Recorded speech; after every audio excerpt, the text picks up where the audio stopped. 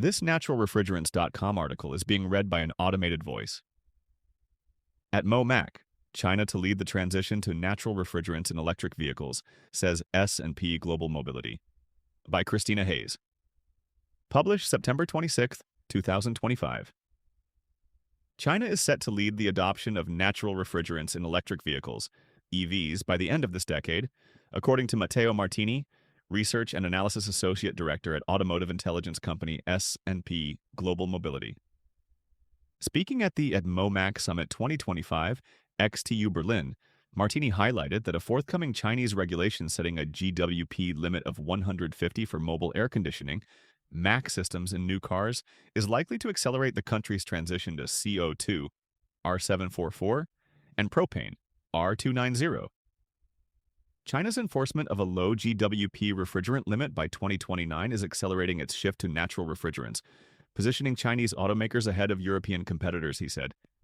In contrast, Europe is expected to trail by around 5 years, with the EU's proposed ban on PFAS, per- and polyfluoroalkyl substances, unlikely to impact the market until 2035. The ATMO Max Summit 2025, held September 23rd to 24th in Berlin, was organized by Atmosphere, publisher of naturalrefrigerants.com, in partnership with Technische Universität, TU, Berlin's Department of Heat Transfer and Heat Conversion.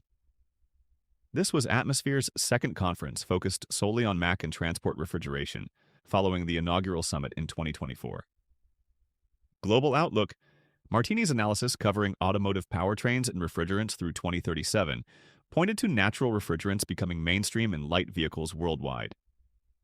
We expect that by 2037, R744 and R290 will both be adopted by the automotive industry, he explained. Roughly 16 million vehicles worldwide will be manufactured using R744, with more than 20 million adopting R290. He highlighted that two key milestones will guide the transition.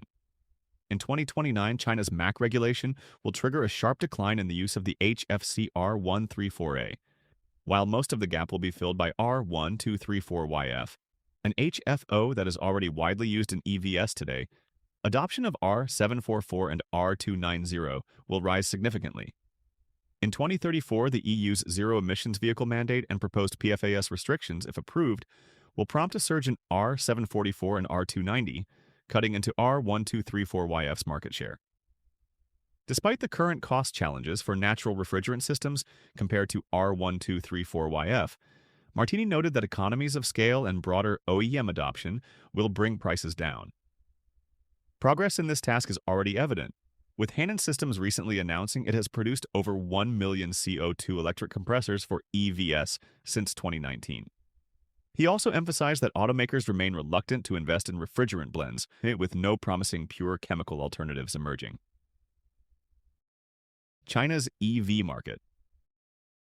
China currently manufactures about 30 million vehicles annually, with production forecast to rise to 33 million by 2037. EV adoption has been rapid, and by 2027, battery electric vehicles, BEVs, are expected to become the dominant propulsion type in the country. Plug-in hybrid electric vehicles, PHEVs, will continue to play a significant role, with about 5 million units produced annually, and natural refrigerants are not expected in Chinese internal combustion engine, ICE vehicles. However, their adoption in EVs will grow quickly. Martini forecasts a significant leap in 2029 when the new regulation that bans the use of high GWP refrigerants in new cars is enforced. This shift will involve both carbon dioxide and propane, each meeting different system requirements. R744 adoption is already underway, making it a relatively easy choice for manufacturers, while R290 development is advancing, with some adoption possible as early as 2027 or 2028, Martini noted. China's PHEVs will also partially adopt R744, benefiting from shared platforms with BEVs. Slower progress in Europe. Europe is projected to remain the second largest automotive producer with annual volumes of around 18 million vehicles, but minimal market growth.